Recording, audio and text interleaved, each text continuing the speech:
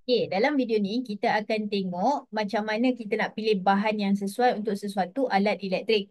Okay, soalan ni biasanya masuk dekat 10 markah lah, yang soalan ubah suai tu korang kena decide bahan-bahan dia. Okay, wire jenis macam mana yang kita kena pilih. Tapi apa-apa pun sebelum korang buat benda tu, dua benda yang korang kena check.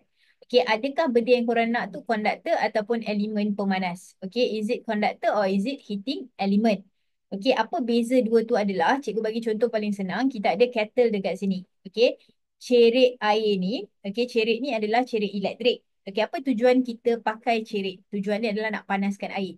Jadi cerik itu sendiri, kalau soalan minta kita terangkan pasal cerik tu, basically kita perlukan elemen pemanas lah. Sebab dia nak panaskan air. Jadi itu maksudnya elemen pemanas. Jadi konduktor macam mana pula? Konduktor ni wire ni.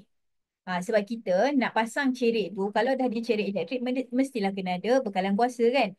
Jadi nak sambung kepada bekalan kuasa tu, kita perlukan wire. So wire tu kena jadi konduktor. Sebab tak ada reason untuk dia panas.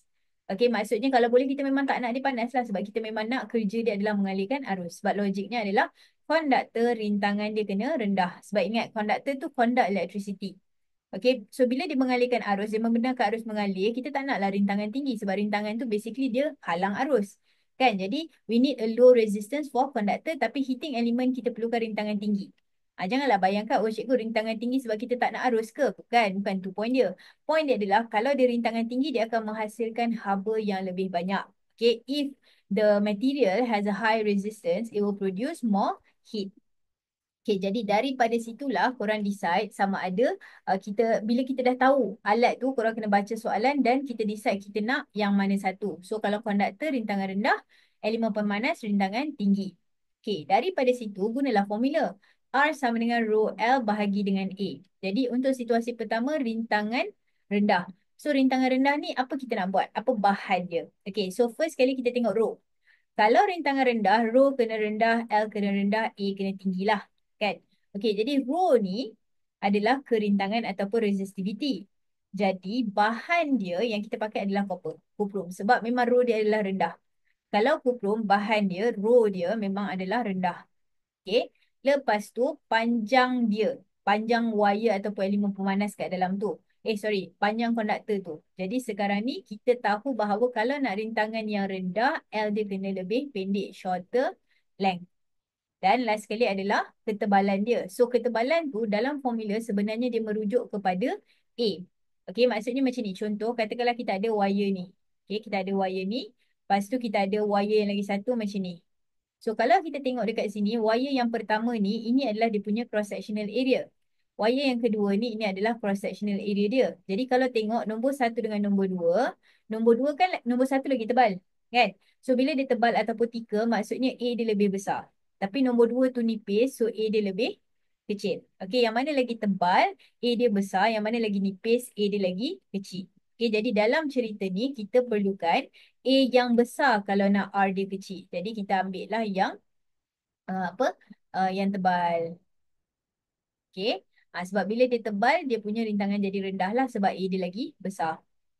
Okay, itu cerita kalau kita perlukan konduktor yang mempunyai rintangan rendah. Konduktor that has low resistance. So what if we want heating element with high resistance? Elemen pemanas dengan rintangan tinggi. Jadi formula dia adalah rho L bahagi dengan A. So rintangan tinggi maksudnya rho dan L kena tinggi tapi A kena kecil.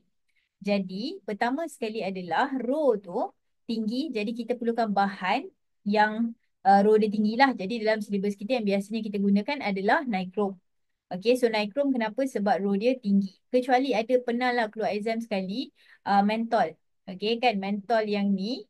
So kalau soalan tanya, mentol ni kita buat daripada tungsten. Sama juga, dia adalah high resistivity juga. Tapi tungsten.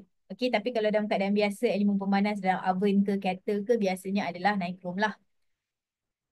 Okay, seterusnya adalah dia punya panjang wire tu. Adakah kita nak dia panjang ataupun adakah kita nak dia pendek? Okay, kalau kita nak dia panjang, kita kena tengok dia punya resistivity lah. Kita kena tengok dia punya R lah. So R dia adalah tinggi. So maksudnya wire tu pun kena panjang juga. So kita pilih yang panjang lah ataupun longer wire.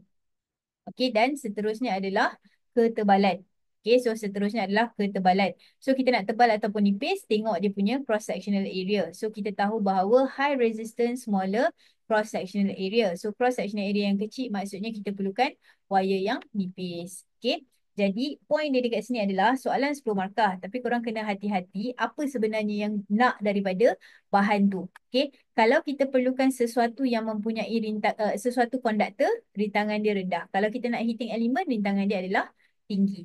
Okey, macam itulah ceritanya. Jadi kita punya ciri-ciri tu berdasarkan benda itulah. Okey, so dalam video seterusnya kita akan tengok contoh soalan dekat dalam exam. Okey, dan juga ciri-ciri untuk elemen pemanas tu. So maksudnya macam dalam exam dia tanya macam manalah. Okey. Alright, so itu sahaja untuk video kali ini. Terima kasih. Assalamualaikum.